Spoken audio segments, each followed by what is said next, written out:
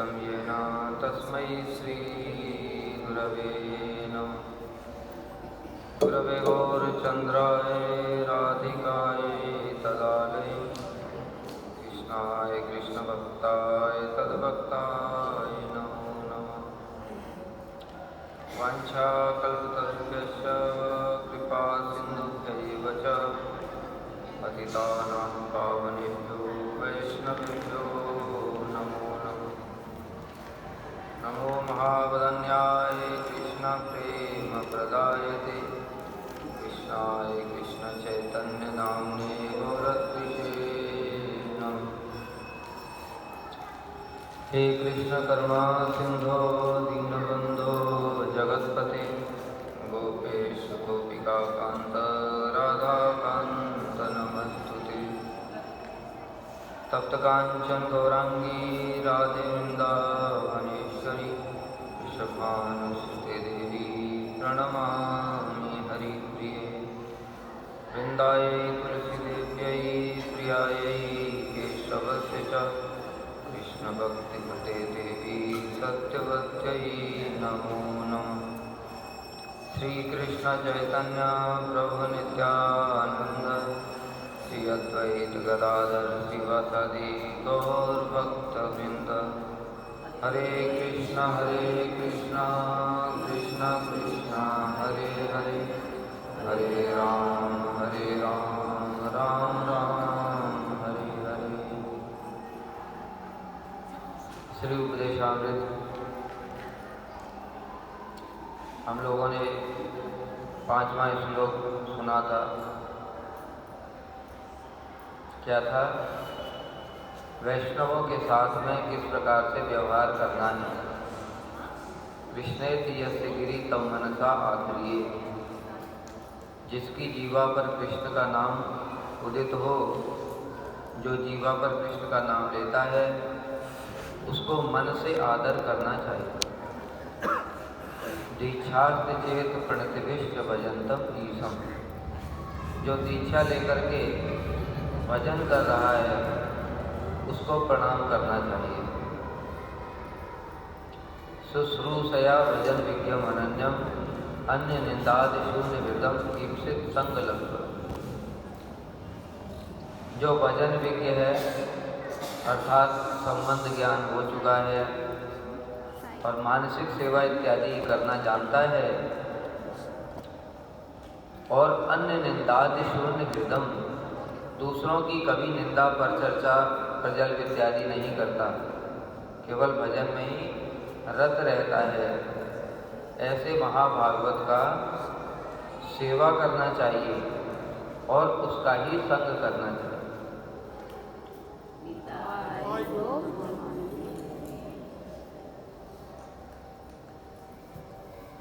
तो इस प्रकार से अलग अलग वैष्णवों के लिए अलग अलग नियम बताए।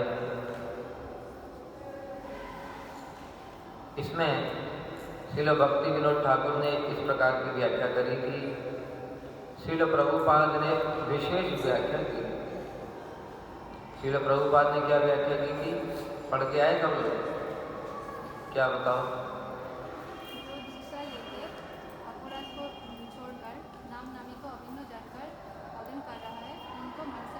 हाँ, बहुत अच्छा। गुरुवर के विचारों को समझना चाहिए। जो दीक्षा लेकर के, श्रील प्रभुपाद कहते हैं, जो दीक्षा लेकर के भजन कर रहा है नाम नामी को अभिन्न जानकर, ऐसे व्यक्ति का मन से आदर करना चाहिए। कारण क्या था? फिर हम लोगों ने सुना था, हमारे परम गुरुदेव श्रील भक्ति प्रज्ञान केशव गोस्वामी महाराज जी ने दोनों का सामंजस्य किया। पहले श्रील भक्ति रक्षक श्रीधर गोस्वामी महाराज जी ने बताया श्रील भक्ति विनोद ठाकुर के विचार के संबंध में शास्त्र के प्रमाण के। श्रील भक्ति रक्षक श्रीधर गोस्वामी महाराज जी ने क्या बताया?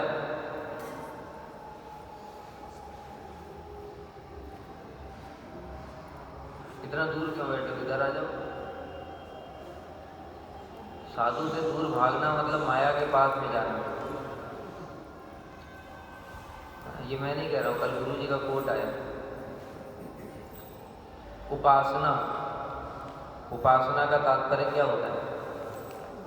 उप माने समीप, आसन माने सेवा करना, उनके साथ में रहना। तो उपासना का मतलब ये हुआ कि समीप में रह करके सेवा करना। तो गुरु जी कह रहे हैं कि जो बद्ध जीव हैं वो तो अभी भगवान के निकट नहीं रह सकते, इसलिए फिर वो विषयों के निकट में रहते, विषयों के निकट ही उनका वास है। ठीक है, इसलिए सब समय साधु के पास में रहना चाहिए। क्यों? उनके प्रभाव से माया दूर रहेगी।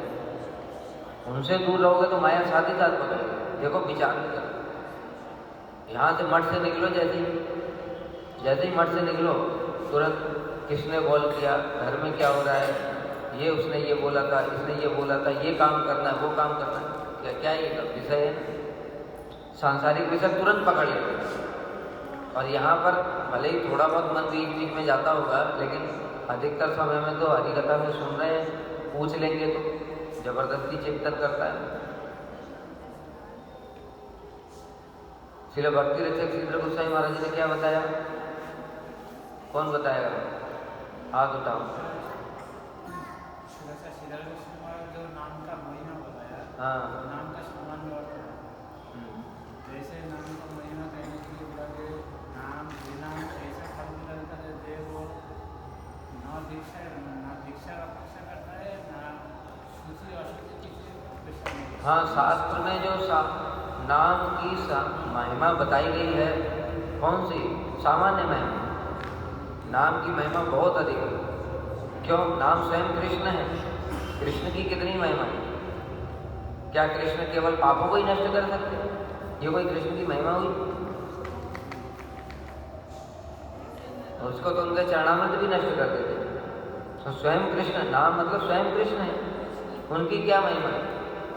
तो इसके लिए शास्त्र में सामान्य विचार भी बताए गए। साधारण महिमा है नाम की, पापों को नष्ट करना, मुक्ति प्रदान करना, भोग प्रदान करना, ये सब चित्त शुद्ध करना, ये सब नाम की क्या है? साधारण महिमा। श्रील भक्ति रक्षक श्रीधर गोस्वामी महाराज जी ने वही बताया। लेकिन श्रील परम गुरुदेव ने विशेष विचार बताया, वो समझने वाला, उसको कौन बताएगा? बताओ, परम गुरुदेव का क्या विचार है? परम गुरुदेव का विचार था जो नाम का सामान्य, ये जो नाम है, ये नाम तो कृष्ण प्रेम प्रदान करते हैं। हाँ, परम गुरुदेव ने बताया कि देखो ठाकुर भक्ति विनोद जो नाम की महिमा बता रहे हैं, मतलब 3 लोगों के अलग अलग प्रकार से कि किसको प्रणाम करना है, किसको मन से आदर करना है, ये सब जो बात बता रहे हैं वो सही है, शास्त्र के अनुसार ही है। किंतु श्रील प्रभुपाद नाम की विशेष महिमा यानी वास्तविक महिमा, नाम का वास्तविक फल क्या है? कृष्ण प्रेम। वो उस फल को ध्यान में रख करके ही व्याख्या कर रहे हैं। कौन? श्रील प्रभुपाद। और नाम का मुख्य फल क्या है? कृष्ण प्रेम। तो केवल कभी हरि नाम कर लिया उससे कृष्ण प्रेम प्राप्त नहीं हो सकता। कृष्ण प्रेम कैसे प्राप्त होगा? दीक्षा लेकर के, नाम नामी को अभिन्न जान करके, जो भाव की प्राप्ति के लिए हरि नाम कर रहा है, कब मेरा भाव प्रकाशित होगा उसको लक्ष्य कर रहा है, ऐसे व्यक्ति को मन से आदर करो। फिर जो मध्यम अधिकारी है उसको प्रणाम करो और उत्तम भक्त की सेवा करो और उनका संग करो। बहुत महत्वपूर्ण है, 1-2 दिन में भूल जाओगे, फिर इसको फिर से रिवीजन कर लो।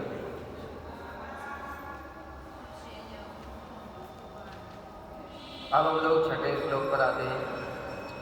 दृष्टि स्वभाव जनितै वक्षस्य दोषै न प्राकृतत्वमिह भक्त जनस्य पशे गंगां भसां न खलु बुद्बुद्भेन पंकै ब्रह्म द्रवत्वम अपगच्छति नियत। क्या बता रहे हैं? पहले अर्थ सुन लेते हैं इसका। दृष्टि माने देखना नहीं चाहिए, न दृष्टि, नहीं देखना चाहिए। क्या नहीं देखना चाहिए? स्वभाव जनितै, स्वभाव से जनित दोष। स्वभाव से जनित दोष क्या होता है? जैसे किसी ने नीच वर्ण निम्न वर्ण में जन्म लिया, शूद्र जन्म में, अथवा चंडाल में, अथवा अंत्यज कुल में, ये सब। कोई स्वभाव का बड़ा कठोर होता है, तो बहुत कठोरता से बात करता है, इस प्रकार। कोई बहुत मृदु कोमल होकर के बात करता है ना, तो इस प्रकार से स्वभाव का दोष है। और कोई आलसी है, ये सब किसके लिए किंतु कहा गया है? हमारे जैसे बद्धजीवों के लिए नहीं बोला है। हमारे जैसे बद्धजीवों में अगर दोष गुरु वर्ग देखेंगे ही नहीं तो फिर सुधार ही नहीं होगा, अनर्थ ही दूर नहीं होंगे, तो हम कभी भगवान का भजन ही नहीं कर पाएंगे, ऊपर कैसे उठेंगे? ये किनके लिए बोला है? जो शुद्ध भक्त, भक्त जनस, इस बात को समझो, भक्त जनस से बोला, भक्त जनों का नहीं देखना है। हम अभी भक्त नहीं है, हम क्या हैं? भक्त नहीं है तो फिर क्या है? भक्त आभास, भक्ति आभास है। हम लोगों ने कल सुना था ना, नाम अपराध, नाम आभास और शुद्ध नाम, 3 चीजें होंगी। इसलिए हम जो नाम कर रहे हैं अभी तब तक अपराध हो रहा है, तब तक अभी हम भक्त नहीं बने, भक्ति आभास है। हमारी भक्ति भी शुद्ध भक्ति नहीं है। भक्ति का मतलब क्या बताया था हमने? संबंध ज्ञान सहित सेवा करना, वो भक्ति। भजन, उसको भजन कहते हैं। हमारा क्या हो रहा है? साधन। साधन का मतलब क्या है? अभी अनर्थ अपराध सब भरे पड़े, इसलिए हम अभी भक्त नहीं, भक्ति आभास है। तो यहाँ पर किसका नाम लिया? किंतु भक्त। भक्त कहने से शुद्ध भक्त, शुद्ध भक्त में, यानी कि उपदेश अभी यहाँ पर किसको दिया जा रहा है? हमारे जैसे कनिष्ठ अधिकारियों को उपदेश दिया जा रहा है।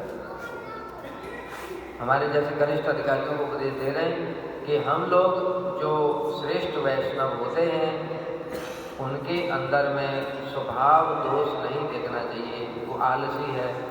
आलसी का मतलब बताएंगे? आलसी का मतलब क्या है? आलसी का मतलब हमारी तरह नहीं आलसी जो मंगल आरती में नहीं आते, कीर्तन में नहीं आते, कथा में नहीं आते, ये आलसी नहीं कह रहे। किसी किसी का स्वभाव होता है बहुत धीरे धीरे काम करना, उसको कहा गया। बताऊंगा अभी एग्जाम्पल, पहले मीनिंग समझ लेते। न दृष्टि स्वभाव जनित, स्वभाव से उत्पन्न दोष को भक्तों में नहीं देखना चाहिए। और क्या नहीं देखना चाहिए?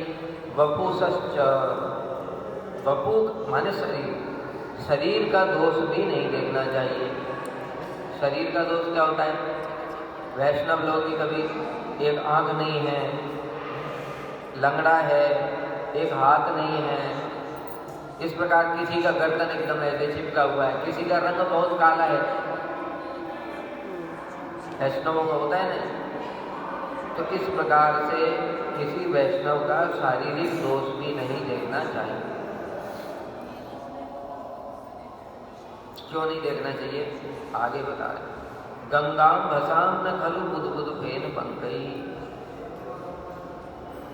गंगा, गंगा जी का जल क्या होता है? गंगा जी का जल क्या होता है? चिन्मय होता है। गंगा जी का जल चिन्मय है। ये जड़ पानी नहीं है जो हम लोग नल में पीते हैं। गंगा जी का जल क्या है? चिन्मय। गंगा जी कैसे प्रकट हुई? उस दिन बताया था, जब भगवान ने त्रिविक्रम रूप धारण किया और अपने चरणों को बढ़ाया तो चरण सत्यलोक में पहुंच गए। ब्रह्मा जी ने उन चरणों को धोया और धो करके अपने कमंडलू में भर लिया। फिर वो चरण और बढ़ते ही चले, सत्यलोक से भी ऊपर निकल गए। फिर सत्यलोक जहाँ पर ब्रह्मा जी का लोक खत्म हो जाता है, वहाँ पर फिर 8 आवरण होते हैं। जो 5 महाभूत है ना, 5 महाभूत कौन से?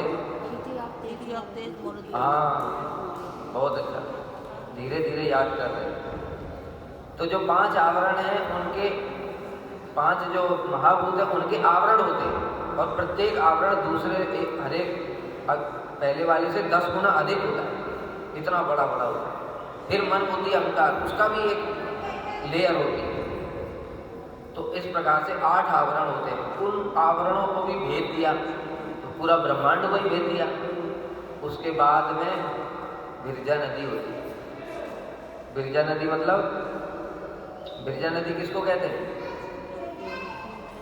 जो भगवान कारणोदकशाही विष्णु हैं, जिनके हम लोग सुनते हैं ना, भगवान के शरीर में अनंत ब्रह्मांड है, उनके मुख से अनंत ब्रह्मांड प्रकट होते हैं, फिर सारे ब्रह्मांड उनमें लीन हो जाते हैं, वो कारणोदकशाही विष्णु। वो कारणोदकशाही विष्णु, उनके ही पसीने का जल है, वो है बिरजा नदी। तो भगवान के पसीने का जल है, वो चिन्मय है, तो साधारण जल है, चिन्मय जल है। उसी में ये अनंत ब्रह्मांड तैर रहे हैं, जितने भी हमारा ब्रह्मांड, सारे ब्रह्मांड उसी जल के अंदर ही तैर रहे हैं। तो जब ब्रह्मांड जैसे ही फोड़ा, भगवान ने अपने चरण से फोड़ा ब्रह्मांड को, तो ऊपर जो बिरजा का पानी है वो नीचे आ गया, भगवान के चरणों को स्पर्श करते हुए। वो ब्रह्मा जी ने उसको कमंडलू में रख दिया, वही गंगा जी। तो भगवान का चरणामृत है, चिन्मय जल है, इसलिए गंगा जी का जो जल है वो सामान्य जड़ जल नहीं है, वो चिन्मय जल है। इसलिए तो पवित्र कर देते हैं। गंगा जी कैसे पाप धो देती है। हम लोग ये भी नहीं करते हो गया, आप लोग यहाँ लिखा ही नहीं है। जो चरणामृत लेते हैं, एक गुरु जी का चरणामृत और दूसरा राधा कृष्ण का चरणामृत। जो गुरु जी का जो चरणामृत है, उसके लिए चरणामृत लेने से पहले मंत्र बोला जाता है, अशेष क्लेश निशेष कारणम शुद्ध भक्तिदम गुरो पादोदकम पीत्वा शिरसा धारयामि। समस्त पापों को नष्ट करने वाला है गुरु जी का चरणामृत। शुद्ध भक्तिदम, गुरु जी का चरणामृत शुद्ध भक्ति को प्रदान करने वाला है। गुरो पादोदकम पीत्वा, गुरु जी का चरणामृत मैं पान कर रहा हूँ और शिरसा धारयामि हूँ, और सिर पर धारण कर रहा हूँ। ये मंत्र बोला जाता है, किसी को पता ही नहीं, बोलते नहीं है, इसलिए वहाँ पर लिख देना गुरु जी का चरणामृत का मंत्र, ठीक है। और राधा कृष्ण का चरणामृत लेने के लिए पहले मंत्र बोले जाता है, श्री राधा कृष्ण पादोदकम प्रेम भक्तिदम मुदा भक्ति भरेण वे पीत्वा शिरसा धारयामि। राधा कृष्ण का पादोदक क्या है? प्रेम भक्ति को प्रदान करने वाला। भक्ति भरेण में पीत्वा, भक्ति पूर्वक मैं इसको पान कर रहा हूँ, और शिरसा धारयामि, सिर के ऊपर इसको धारण करता हूँ। जहाँ भी हम चरणामृत लेते हैं, किसी भी मंदिर में मठ में जाओ, ये मंत्र जरूर याद कर लो, क्योंकि चरणामृत लेने से पहले गुरु जी का चरणामृत पता कैसे चलेगा कौन सा गुरु जी का है, कौन सा ठाकुर जी का है? गुरु जी के चरणामृत में तुलसी नहीं होती है, और ठाकुर जी के चरणामृत में जो तुलसी दिया जाता है शालिग्राम के ऊपर में, वो सारा का सारा फिर तुलसी वो चरणामृत में आ जाती है। तो जिस चरणामृत में तुलसी है वो है ठाकुर जी का, जिस चरणामृत में तुलसी नहीं है वो गुरु जी का है। अब किसी ने अगर ठाकुर जी के चरणामृत से पूरी तुलसी निकाल दिया तो फिर दोनों एक थे, फिर हम कुछ नहीं कर सकते, ठीक है। तो जो गंगा जी का जल है वो भगवान का चरणामृत है, चिन्मय जल है। उसको पान करने से सारे पाप नष्ट हो जाते हैं, उसमें स्नान करने से सारे पाप नष्ट हो जाते हैं। गंगा जी की कितनी महिमा है। अगर साधारण जल होता जो हम तालाब में नहाते हैं, नल के पानी से नहाते हैं, उससे कोई पाप नष्ट होता? उससे शारीरिक गंदगी दूर होती है, शारीरिक पाप दूर होते, शारीरिक मल।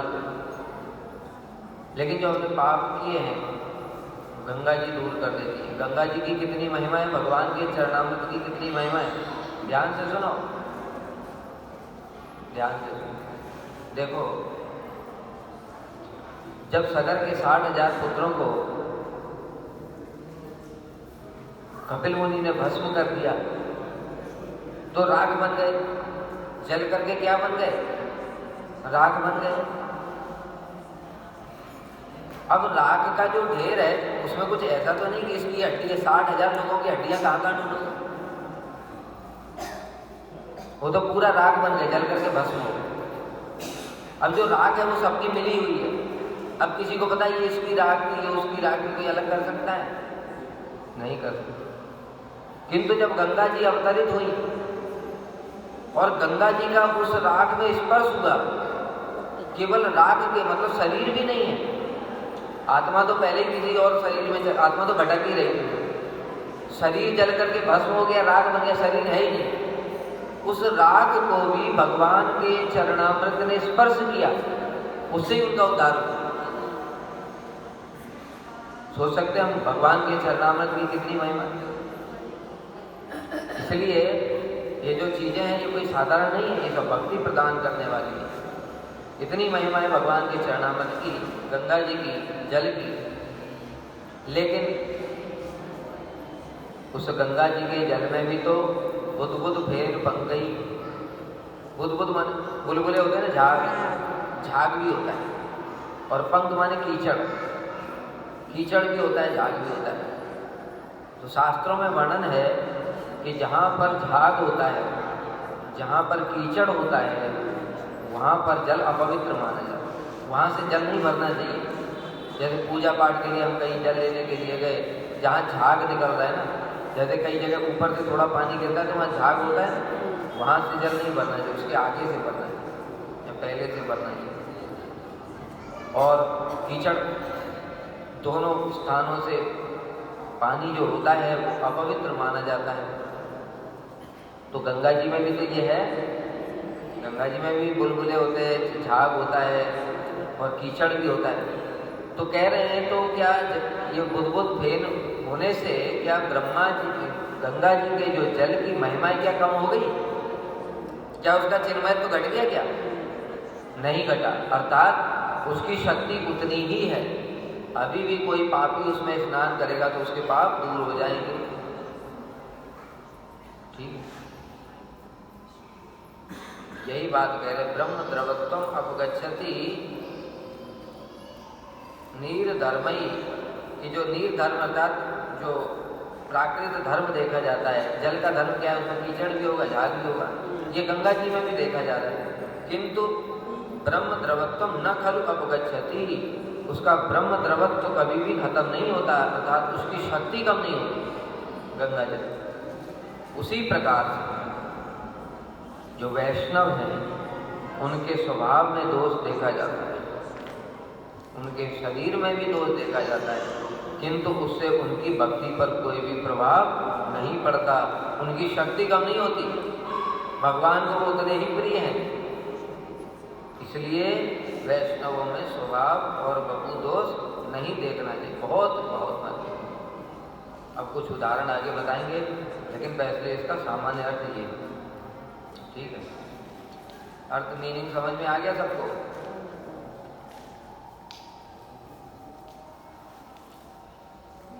अच्छा बताओ, जो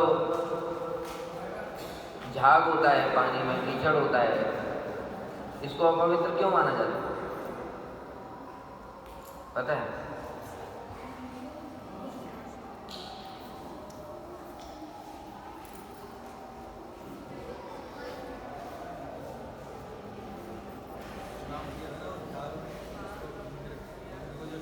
इंद्र को साफ नहीं लगा था, ब्रह्म हत्या का पाप लगा था।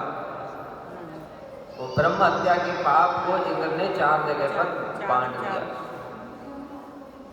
पेड़ों में बांटा था, पेड़ों में जो गोंद निकलता है ना, गोंद, इसलिए वो गोंद को नहीं खाते हम, वैष्णव लोग नहीं खाते, संसार के लोग खाते हैं, वैष्णव लोग नहीं खाते। वो ब्रह्म हत्या के रूप में। दूसरा, पृथ्वी पर गड्ढों के रूप में, और जल में वो इसके झाग के रूप में, इसके रूप में बांटा।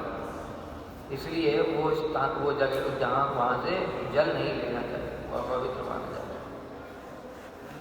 अब इसकी थोड़ी व्याख्या सुन लेते हैं। कह रहे हैं स्वभाव जनतई वपसस्य दोषई। स्वभाव जनित दोष क्या होते हैं? भक्त जनों में नीच वर्ण। जैसे किसी ने अपने पूर्व जन्म में जो भी कर्म किया है उसके अनुसार ही उसको शरीर प्राप्त होता है, उसके अनुसार ही उसको स्वभाव भी प्राप्त होता है। तो कोई ब्राह्मण कुल में जन्म लिया, किसी ने शूद्र कुल में जन्म लिया, कोई स्त्री बना, कोई अंत्यज बना, मुस्लिम इत्यादि, ये सब किस लिए है? पूर्व जन्म के कर्मों के कारण। जैसे हम लोग सुनते हैं अकबर था, ये पूर्व जन्म में एक सन्यासी था और उसके जो नवरत्न हैं वो 9 शिष्य थे। भविष्य पुराण में वर्णन है। तो उसके एक शिष्य ने क्या किया, अब उसको गुरुजी के लिए दूध लेकर के आया। दूध को छाना नहीं, ऐसे ही पिला दिया। वो दूध में गाय का बाल था, रोम, तो इसलिए उसने वो पी लिया तो वो हत्या का पाप लगा। इसलिए उसको अंत्यज रूप में यानी मुस्लिम रूप में जन्म लेना, सन्यासी था। तो ये तो हो गया सामान्य नियम होता है कि जो जीव हैं वो अपने अपने कर्मों के अनुसार में शरीर धारण कर रहे हैं, ठीक है। लेकिन यहाँ पर शुद्ध भक्तों की बात बताई गई है। शुद्ध भक्त का कोई कर्म नहीं होता है। न कर्म बंधनम जन्म वैष्णवानां च विद्यते विष्णु अनुचरत्वम ही मोक्षम आहुर मनीषिणा। जो शुद्ध भक्त हैं उनका कोई कर्म बंधन नहीं होता। कर्म बंधन के कारण इस जगत में नहीं है शरीर लेकर के। जन्म जो बताया शूद्र में अथवा अंत्यज कुल में, न कर्म बंधनम जन्म वैष्णवानां च विद्यते विष्णु अनुचरत्व, वो विष्णु के अनुचर हैं। अनुचर का मतलब क्या है, दूत। भगवान ने अपने दूतों को इस जगत में भेजा है। किस लिए भेजा, जाओ तुम प्रचार करो। इसलिए वो गृहस्थ हैं कि त्यागी हैं, कुछ भी हैं, उससे उनके ऊपर कोई फर्क नहीं पड़ता। वो केवल मात्र जगत में भगवान की भक्ति का प्रचार करने के लिए भगवान के आदेश से आए। इसलिए उनका जो वर्ण है वो नहीं देखना चाहिए, ब्राह्मण है कि शूद्र है कि अंत्यज है। अब उदाहरण देते हैं हरिदास ठाकुर। हरिदास ठाकुर कौन है, मुस्लिम कुल में, यवन कुल में उन्होंने जन्म लिया। यवन मतलब अंत्यज। अरे यवन तो इतने अपवित्र होते गाँव, जो वो शास्त्रों में जिसकी पूजा की बात बताई उसको वो काटते हैं। ऐसे कुल में उन्होंने जन्म लिया, ठीक है। लेकिन क्या यवन कुल में जन्म लेने से हरिदास ठाकुर की महिमा कम हो गई क्या, नहीं हुई ना। इसलिए यहाँ पर सावधान कर रहे हैं कि ऐसे स्वभाव जनित दोष को वैष्णवों में नहीं देखना चाहिए। हरिदास ठाकुर महाप्रभु को कितने प्रिय हैं, कितने प्रिय हैं। जब श्री चैतन्य महाप्रभु ने श्रीवास आंगन में 7 प्रहर तक भगवत भाव में आविष्ट रहे थे, भगवत आवेश का प्रदर्शन किया था, उस समय सारे भक्तों को बुला बुला करके कृपा कर रहे थे। हरिदास ठाकुर जी अपने आप को सब समय मतलब मानते थे कि मैं यवन कुल में जन्म लिया है, मैं बड़ा पापी हूँ, ये उनकी दीनता है। वो बिल्कुल पीछे सबसे जाकर के कोने में बैठे। महाप्रभु ने बुलाया, हरिदास इधर आओ। दौड़ करके प्रभु के पास में गए, साष्टांग प्रणाम किया। उसके बाद महाप्रभु कहते हैं, हरिदास तुमको याद है जब यवन लोग तुमको मार रहे थे, उस समय मुझसे सहन नहीं हुआ, मुझसे सहन नहीं हुआ भगवान को, और मैं वहां पर सुदर्शन लेकर के आ गया कि आज इन यवनों को मैं सुदर्शन से काट दूंगा। जिस समय महाप्रभु सुदर्शन छोड़ने वाले थे, उसी समय हरिदास ठाकुर ने प्रार्थना की कि प्रभु इनके अपराधों को मत लेना, इनका कोई दोष नहीं है। उल्टा देखो भक्तों का चरित्र कैसा होता है, भक्त उसमें अपना ही दोष देखते हैं।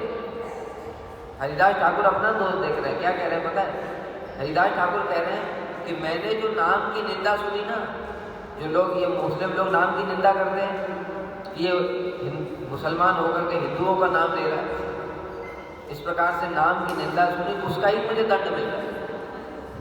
देखो भक्तों की क्या महिमा। हम लोग होते तो क्या देखे, हम अपने कर्मों का फल नहीं देखे, थोड़ा भी कष्ट आए, भगवान मैं तो तुम्हारा इतना भजन करता हूँ, तुम मुझे इतना कष्ट क्यों देते।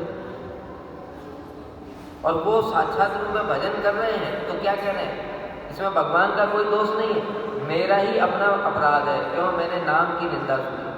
हरि गुरु वैष्णव नाम इन सब की निंदा सुनना अपराध होता है, इसलिए मुझे ये दंड मिल रहा है। तो हरिदास ठाकुर ने उसी समय प्रार्थना की, प्रभु अगर मैंने आपका थोड़ा भी वजन किया है तो इन यवनों को क्षमा कर दे।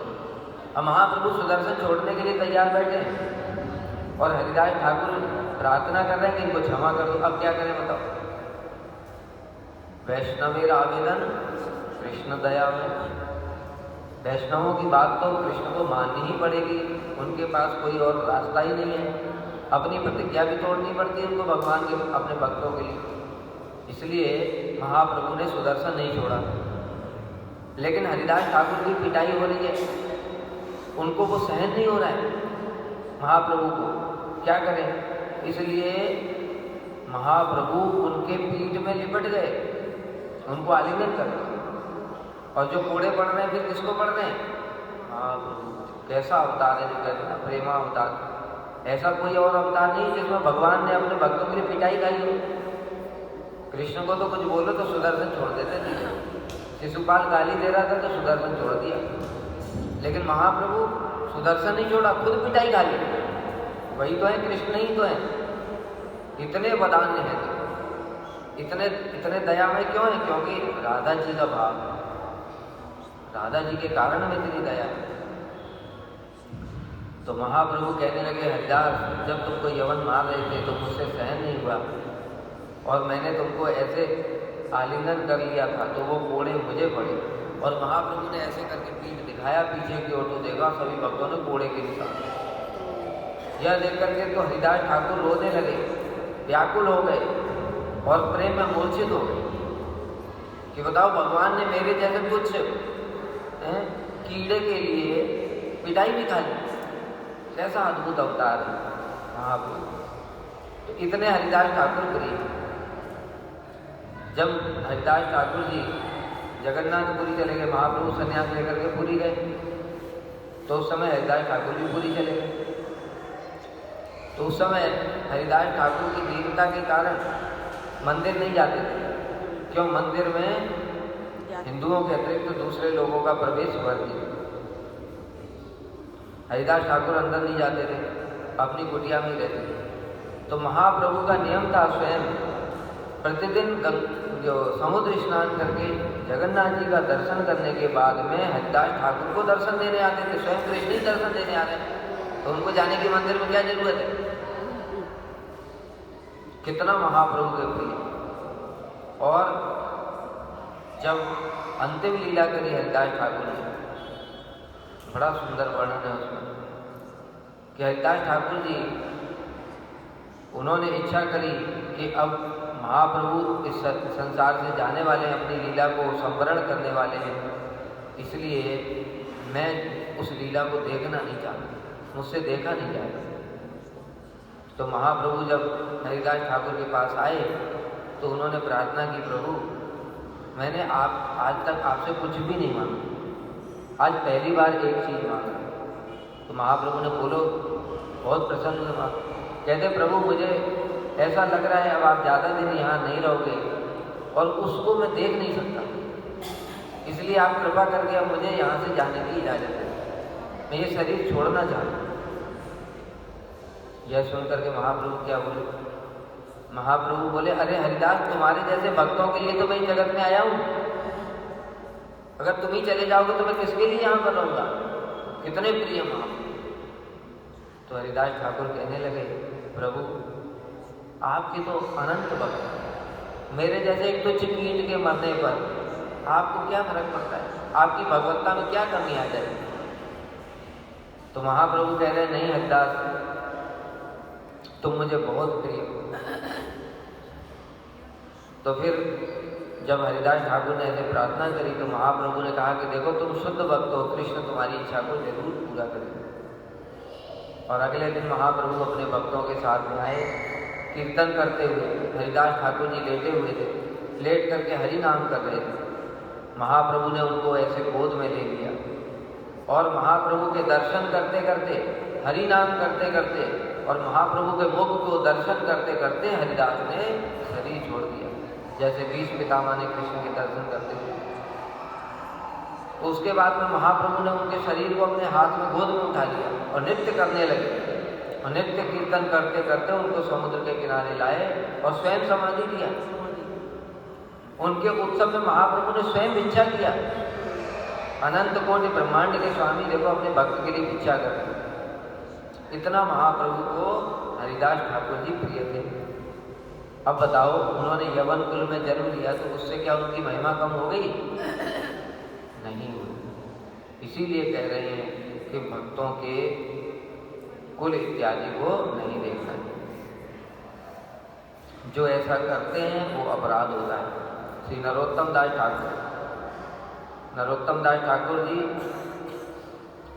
वो वैश्य कुल में उनका जन्म हुआ, किंतु होने पर भी ब्राह्मणों को दीक्षा दी।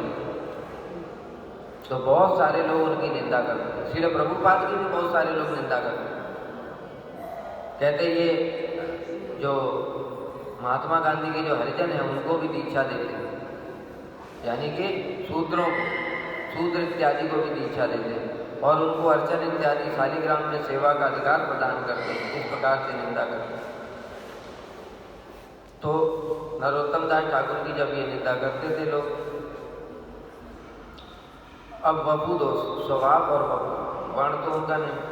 उसके बाद में क्या हुआ, उन्होंने अस्वस्थ लीला की। शारीरिक दोष भी भक्तों में नहीं देखना चाहिए।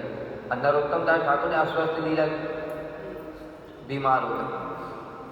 जब वो बीमार हो गए तो ये जो लोग निंदा करते थे उनकी, वो बड़े खुश हो गए और कहने लगे देखो, नीच कुल में जन्म लेकर भी ब्राह्मणों को दीक्षा देता था ना, देख लो क्या कर्म दंड भोगना पड़ रहा है। बात सही भी है, लेकिन ये बात भी सही है लेकिन सही नहीं भी है। कैसे? देखो, जो भक्त नहीं है उसको वर्णाश्रम धर्म का पालन करना चाहिए, नहीं तो दोष लगता है। उसमें भक्त नहीं है तो फिर ब्राह्मण श्रेष्ठ है, उससे नीचे क्षत्रिय है, उससे नीचे वैश्य है, उससे नीचे शूद्र है। शूद्रों को ब्राह्मण का सम्मान करना चाहिए। शूद्र ब्राह्मण को दीक्षा नहीं दे सकता, ये पाप है, बहुत बड़ा पाप है, उसको बहुत दंड मिलेगा। कब ये नियम पालन करना पड़ेगा? जब भक्ति नहीं कर रहे हैं, वर्णाश्रम धर्म पालन कर रहे हैं तब। किंतु जो भक्ति कर रहा है तो तब फिर उसके ऊपर ये शारीरिक धर्म वाला नियम नहीं लगता है। क्यों? वो भक्ति आत्मा का धर्म है, भक्ति आत्मा का धर्म है। और आत्मा का क्या ब्राह्मण होती है? कभी सुना? शूद्र होती है, क्षत्रिय होती है, स्त्री होती है, पुरुष क्या होता है? आत्मा। आत्मा का एक ही है, ममे वांशो जीव लोके जीव भूत सनातन। बस उसका एक ही पहचान है, वो जीव कृष्ण का अंश है। और जीवेर उसका स्वरूप क्या है? नित्य कृष्ण दास। अब उसकी पहचान क्या? वो नित्य कृष्ण दास है। अब ये बताओ, जो नित्य कृष्ण दास है वो दूसरों को दीक्षा दे सकता है? तो किसी को भी दे सकता है। इसलिए दोनों विचार अपनी अपनी जगह ठीक है। जब संसारिक विषयों की बात करेंगे तब निम्न कुल का जो है वो उच्च कुल के व्यक्ति को शिष्य नहीं कर सकता, ब्राह्मण ही सबके गुरु है। लेकिन जब भक्ति की बात करेंगे तो उसमें शूद्रों की भी बात क्या है? जो अंत्यज है हरिदास ठाकुर जी, वो क्या जगत गुरु है कि नहीं है? महाप्रभु ने स्वयं उनको क्या उपाधि दी? नामाचार्य। किसी साधारण व्यक्ति ने नहीं दी, स्वयं कृष्ण ने ये उपाधि दिया। महाप्रभु कौन है? कृष्ण है। कृष्ण स्वयं उनको नामाचार्य की उपाधि दे रहे हैं, मतलब वो जगत गुरु। तो इसलिए जो भक्त हैं उनके स्वभाव और वपु दोष नहीं देखना चाहिए। तो ये जितने भी निंदुक थे जो नरोत्तम दास ठाकुर की निंदा करते थे कि देखो कैसे ब्राह्मणों को भी दीक्षा देता है, वो लोग खुश हो गए।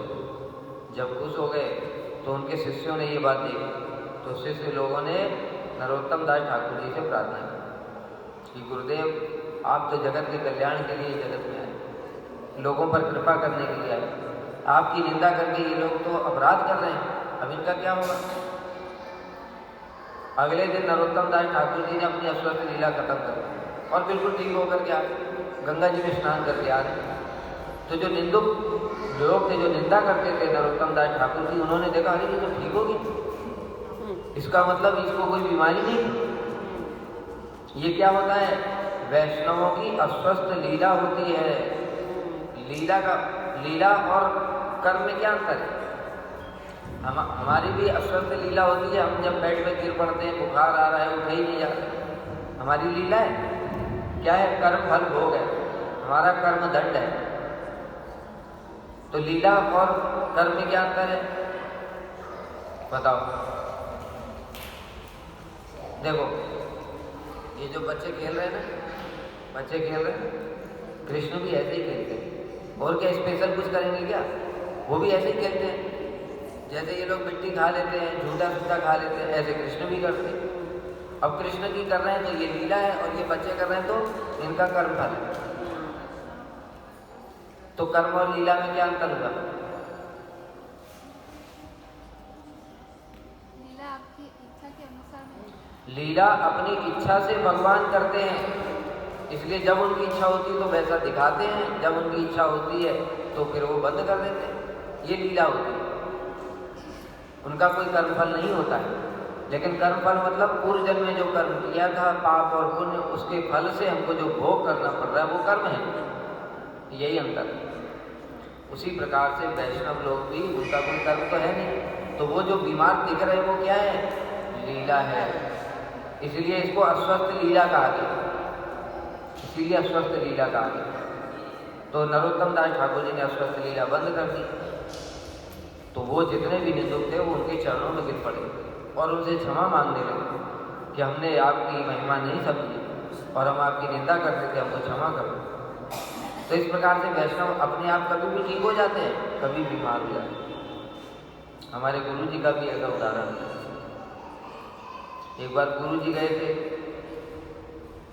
कहीं पहाड़ों पर, ग्रंथ का काम करने के लिए एकांत में जाते थे। तो वहाँ पर सभी भक्तों ने गुरु जी से प्रार्थना की, गुरुदेव आजकल टीवी में कैसे कैसे लोग प्रचार कर रहे हैं, कोई आचरण ही नहीं है उनका, भक्ति का बीज भी नहीं आता उनको, और जगत के लोग उनको सुन रहे हैं, उनके लाखों लाखों करोड़ों करोड़ों फॉलोअर हो रहे हैं। इसलिए जगत के लोगों का अमंगल हो रहा है। अगर आप टीवी में कथा दो तो लोगों का बड़ा मंगल होगा। तो गुरु जी ने बोला, देखो हमारी कथाएं सबके लिए नहीं, सबको समझ में नहीं आई। इसलिए मतलब क्या है, गुरु जी ने अनिच्छा प्रकट की, उनकी इच्छा नहीं है ये सब टीवी, क्योंकि ये बात शास्त्र में भी है, भागवत में ये बात लिखी हुई है, मुक्ता नाम सिद्धा नाम नारायण परायण सुदुर्लभ प्रशांतात्मा कोटि सभी महामुनि। जो भक्ति है ये ऐसे नहीं है जैसे ठेले पर सब्जियां बिकती हैं कि हर कोई जाकर के खरीद करके ले आए। करोड़ों करोड़ों मुक्त पुरुषों में, जो मुक्त हो चुके हैं, उन करोड़ों पुरुषों में कोई एक नारायण का भक्त होता है। इतना दुर्लभ है भक्त। तो उसे टीवी पे चला करके करोड़ों करोड़ों फॉलोअर हो जाएंगे, ऐसा नहीं होगा। इसलिए प्रभुपाद भी स्वयं कहते थे, इसलिए प्रभुपाद अपने शिष्यों को बोलते थे, अगर तुम कथा बोल रहे हो और हजारों लाखों लोग सुन करके तुम्हारी कथा आ रहे हैं, इसका मतलब है तुम सत्य कथा नहीं बोलते। सत्य सुनने की शक्ति नहीं किसी में, सत्य कथा सुन करके भाग जाएंगे सब। अगर अभी हम प्रहलाद महाराज का चरित्र यहाँ पर और उनकी जैसी शिक्षाएं हैं वो बताने लगे तो सारे उड़ करके चले जाएंगे, पता नहीं क्या बोल रहे हैं, सहन ही नहीं कर पाएंगे। तो सत्य स्वीकार करना तो बद्ध जीव के बस की बात है। इसका मतलब है तुम कुछ उसमें मिक्स कर देते हो। प्रभुपाद स्वयं कहते थे मिक्स कर देते हो, मतलब कुछ उनके मन के अनुसार भी कुछ बोल रहे थे। इसलिए प्रभुपाद ने कभी उसमें कुछ मिक्स नहीं किया। बहुत सारे लोग उनसे कहते थे अगर आप केवल थोड़ा कंप्रोमाइज कर लें, मतलब चाय को अलाउ कर दें, तो हम आपके लाखों फॉलोअर बना सकते हैं। प्रभुपाद ने कहा हमको लाखों की जरूरत नहीं, ये भक्ति लाखों लोगों के लिए नहीं, करोड़ों करोड़ों में से कोई एक होता है। तो इसलिए उन्होंने कभी कंप्रोमाइज नहीं किया। तो इसलिए जो भक्ति है वो इतनी दुर्लभ वस्तु है कि वो करोड़ों करोड़ों जो मुक्त होते हैं उनमें से एक कोई होता है जो नारायण भक्त होता है। तो फिर सभी लोग कैसे कर सकते हैं? सभी लोग नहीं कर सकते भक्त, इसलिए गुरु जी ने मना कर दिया। अब भक्त लोग बार बार कहने लगे, कि गुरु जी थोड़ा रिकॉर्डिंग कर लो। तो गुरु जी का ठीक है, कर लो। वीडियो कैमरा खरीद के ले आए और सारा अरेंजमेंट कर दिया, रिकॉर्डिंग किया। अब गुरु जी की इच्छा नहीं, देखो लीला किसको कहते हैं, गुरु जी की इच्छा नहीं ना, तो रिकॉर्डिंग ही खराब हो गई, रिकॉर्डिंग खराब हो गई, रिकॉर्डिंग ठीक से नहीं आई। तो भक्तों ने देखा कि रिकॉर्डिंग ठीक से नहीं आई, अब क्या करें। फिर गुरु जी ने प्रार्थना की, गुरुदेव अभी ठीक से आई नहीं, कल को फिर से रिकॉर्ड कर। गुरु जी का ठीक, कल कर। अगले दिन रिकॉर्डिंग के लिए चालू करते, उससे पहले सवेरे सवेरे गुरु जी को पेट में दर्द शुरू हो गया, पेट में दर्द शुरू हो गया। अभी गुरु जी को लेकर के गए हॉस्पिटल, वहाँ पर डॉक्टर ने स्कैन वगैरह किया तो कहा इनके पेट में तो ट्यूमर है, इसका तुरंत ऑपरेशन कराना पड़ेगा इनको। और ऑपरेशन तो यहाँ पर नहीं होगा, वह तो बड़े डॉक्टरों के पास ही होगा ना, इसलिए इनको दिल्ली ले जाओ। और वहाँ से सारा सामान पैक करके गुरु जी को दिल्ली ले आए। दिल्ली में बड़े हॉस्पिटल में ले गए, वहाँ डॉक्टर ने स्कैन किया, का देखा, बोलता है कि पेट में कुछ भी नहीं। समझ गए अस्वस्थ लीला क्या होती है। उनकी इच्छा नहीं है, अभी तुम कुछ अपनी टीका लगाओगे उसमें, तो गुरु जी फिर कोई लीला कर देंगे। और उनकी लीला के आगे तो कोई कुछ चलेगा नहीं ना। तुम्हारी तो बद्ध जीव हो, तुम्हारी आंखें क्या है, डॉक्टर क्या देखेगा, जो रिपोर्ट में आएगा वो कुछ भी दिखा सकते। अरे एक सामान्य सा जादूगर क्या दिखा देता है, लड़की को सबकी आंखों के सामने काट दिया गला, सबकी आंखों के सामने लड़की का गला काट दिया। हमको दिख रहा है कि नहीं दिख रहा है, अरे ये तो सच में काट दिया, फिर जोड़ दिया। जब एक तुच्छ सा जादूगर जिसको भक्ति से कोई लेना देना ही नहीं है, वो ऐसा दिखा सकता है, तो वो भगवान के धाम के वासी हैं, राधा जी के निजजन है, वो क्या दिखा सकते हैं। वो तो ऐसा कुछ दिखा सकते हैं जो हम कभी सोच भी नहीं सकते, जो जादूगर भी नहीं सोच सकते। तो उनके लिए अस्वस्थ लीला कौन सी बड़ी थी। इसलिए ये सब बातें समझनी चाहिए, और समझ करके फिर वैष्णवों के चरणों में अपराध नहीं करना चाहिए। नहीं तो हम उनके इस प्रकार के दोष देखेंगे, जैसे कि रामचंद्रपुरी का उदाहरण। रामचंद्रपुरी श्रील माधवेंद्रपुरी के शिष्य थे। जब माधवेंद्रपुरी बात अस्वस्थ लीला कर रहे हैं अपने अंतित्व में, अरे पहले विचार करना चाहिए माधवेंद्रपुरी कौन है, क्या उनकी महिमा है। इसलिए कहते हैं गुरु जी की महिमा सब शिष्यों को समझना चाहिए। अगर उनकी महिमा नहीं समझोगे तो कुछ ऐसा उल्टा पुल्टा देखोगे तो मर्द बुद्धि करोगे। गुरु जी को भी टीबी हो गया, डायबिटीज हो गया, कैंसर हो गया। माधवेंद्रपुरी की महिमा कितनी है कि स्वयं जब गिरिराज जी में रहते थे माधवेंद्रपुरी बाग, स्वयं गोपाल जी उनके लिए दूध लेकर के आए। और गोपाल जी दूध देते हुए क्या कह रहे हैं, माधवेंद्रपुरी बाग ने कहा आपको कैसे पता मुझे भूख लगी। गोपाल जी कह रहे मेरी माँ इधर से जा रही थी, उसने देखा आप इधर बैठे हैं, हमारे गांव में कोई भूखा नहीं रहता, इसलिए मेरी माँ ने ये दूध का लोटा लेकर के भेजा है कि जाओ बाबा को दे। स्वयं कृष्ण उनके लिए दूध लेकर के, फिर वो दूध पी रहे हैं तो प्रेम के विकार उत्पन्न हो गए। समझ गए ये तो साधारण दूध नहीं। फिर उनको स्वप्न में साक्षात श्रीनाथ जी आ गए और कहने लगे माधवेंद्र मैं यहाँ पर कितने दिन से दबा हुआ हूँ, तुम्हारा इंतजार कर रहा था, बहुत दिन तुम्हार पद करी निरीक्षण, कभी आसी माधव आमा करीबे सेवन। देखो ठाकुर जी हर किसी से सेवा नहीं लेते, कितने दिन से पड़े हुए जमीन के अंदर, शरीर में जलन हो रही है, फिर किसी को बोलते नहीं। वहाँ लाखों लोग नहीं रहते क्या, किसी को बोला भाई तुम मुझे बाहर निकाल दो, हमको जरूरत नहीं है। लेकिन जैसे ही माधवेंद्रपुरी दिखे और उन्होंने तुरंत बोल करके उनको कहा मुझे यहाँ से निकालो, मेरी सेवा करो। माधवेंद्रपुरी से स्वयं सेवा ली। नित्यानंद प्रभु जब पूरा तीर्थ भ्रमण करते हुए, सब पूरे तीर्थ भ्रमण करते हुए दैववश माधवेंद्रपुरी पाद के जाते मिलन। जब नित्यानंद प्रभु का मिलन हुआ माधवेंद्रपुरी से, तो नित्यानंद प्रभु स्वयं कौन है, बलदेव प्रभु हैं वो। और क्या कह रहे हैं, कह रहे मैंने जितना तीर्थ किया आज तक जीवन में, जो कुछ भी पुण्य किया उसका फल क्या है, आपके दर्शन। माधवेंद्रपुरी पाद के। ऐसे माधवेंद्रपुरी को उनका शिष्य ज्ञान दे रहा है। ठाकुर जी ने स्वयं बोला मेरे लिए चंदन लेकर के आओ, मेरे शरीर में जलन हो रही है। ऐसे माधवेंद्रपुरी को उनका शिष्य था कौन? रामचंद्र। वो ज्ञान दे रहा है, मेरा गुरुदेव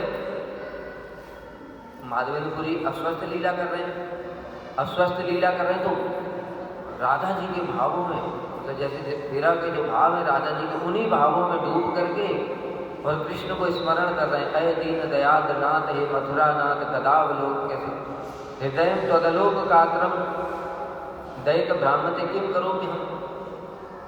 जैसे राधा जी विरह में भ्रमर गीत में वर्णन आया ना, किस प्रकार से राधा जी के विरह उन्माद दशा है, चित्र जल इत्यादि जो होते हैं, उद्घूणा होता है, भौरे से बात करने लग जाती हैं कृष्ण समझ करके।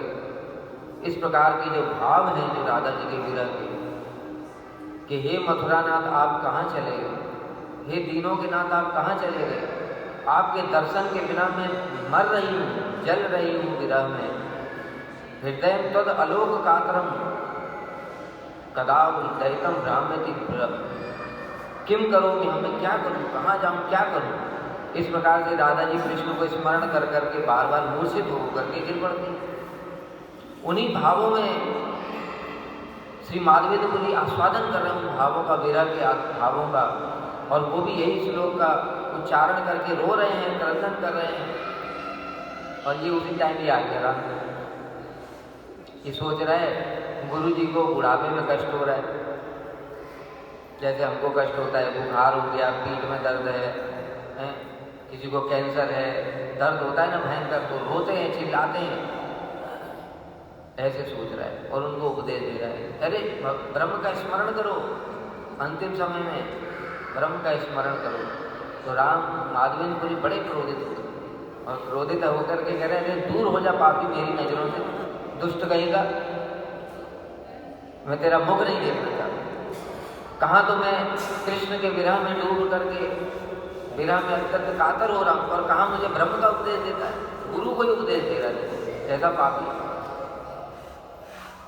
तो इसलिए वपुषश्च दोष, सही वपु दोष मतलब अस्वस्थ लीला कर रहे हैं।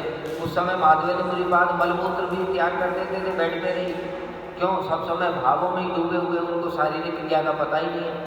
और उस समय श्री ईश्वरपुरी, उनकी मर्त्य बुद्धि नहीं थी, उन्होंने माधवेंद्रपुरी पाद की सेवा की, उससे प्रसन्न होकर के श्री माधवेंद्रपुरी ने आशीर्वाद दे दिया, जाओ कृष्ण तुम्हारे प्रेम धन हो जाए। बस गुरु के मुख से एक बार निकल गया, फिर क्या है, कुछ नहीं बचा है। अभी बताया था ना, वैष्णवेर आवेदन कृष्ण दयामय। अगर ऐसे महाभागवत गुरु ने बोल दिया कृष्ण तुम्हारे प्रेम धन हो जाए, तो कृष्ण को होना ही पड़ेगा। कृष्ण भी क्या है, हम भक्त पराधीनो, स्वतंत्र नहीं है, ही अस्वतंत्र द्विज, मैं स्वतंत्र नहीं हूँ, भक्तों के पराधीन हूँ। तो माधवेंद्रपुरी पाद जैसे भक्तों के अधीन है कृष्ण, और उन्होंने बोल दिया कि मैं तुमको कृष्ण को दे रहा हूँ, तो वो हो गया। इसलिए ईश्वरपुरी के धन हो गए कृष्ण। कौन? साक्षात महाप्रभु के रूप में उनके शिष्य बन करके आए, और रामचंद्रपुरी अपने अपराध के कारण उसका पतन हो गया, मायावादी भ्रष्ट हो गया। तो इसलिए वैष्णवों के, शुद्ध भक्तों के स्वभाव दोष और वपु दोष नहीं देखना चाहिए। और भी इसमें कैसे कैसे उदाहरण आते हैं, जिससे आप लोग सावधान रहें कि हमको ऐसा ऐसा होता है वैष्णव में, तो ये सब चीज़ नहीं देखनी है, ये सोचना है ये भगवान की इच्छा से हो रहा है। इसलिए जानना बहुत जरूरी है। बाकी उदाहरण फिर हम कल देंगे, ठीक है। और तुम लोगों को भी कुछ याद आता है ऐसा तो मुझे फिर बताना। वांछा कल्पतरुभ्यश्च कृपा सिन्धुभ्यो पतितानां पावनेभ्यो वैष्णवेभ्यो नमः।